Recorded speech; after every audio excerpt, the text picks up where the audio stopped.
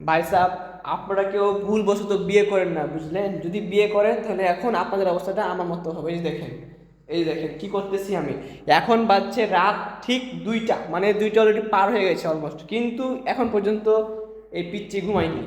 পিচ্চিকে যে ডাউনলোড করেছে সে ব্যক্তি আছে খুব মহাসুখে, তার তো কোনো টেনশানই নাই। কিন্তু ওই নিজে জানে না যে ডাউনলোডকৃত বস্তুটা, এই যে বস্তুটা, এই যে এই বস্তুটা এসছে, এই বস্তুটা কতটা ভয়ানক, বুঝছেন? এখন রাত 2টা বাজছে, আমার ডিউটি এই যে এরকম করা, এটা আমার ডিউটি চলছে এভাবে। যতদিন বিয়ে করেনি ততদিন মনে হবে এটা বাকি জিনিস, বিয়ে করলেই বা কত কিছু হয়ে যেত। কিন্তু ভাই ট্রাস্ট মি, বিয়ে করার 1 থেকে 2 বছর পর দেখবেন আপনার কোলে এরকম একটা জিনিস চলে এসছে। তখন কী হবে জানেন? তখন মনে হবে খুব ভালো, কিন্তু বা প্রকৃতপক্ষে মানে কী বলবো, এত যন্ত্রণা, বাট যন্ত্রণাটা ভালো, ঠিক আছে।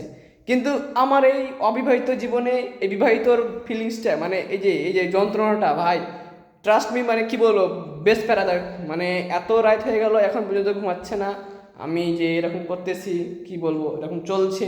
আমার জন্য হলো একটু দোয়া করেন যেন পিচ্চিটা তাড়াতাড়ি ঘুমিয়ে যায়। আর এই অবিবাহিত জীবনে এই বিবাহিতর মানে মানে এরকম যন্ত্রণা যেন আমি মুক্তি পাই। সো ভালো থাকেন।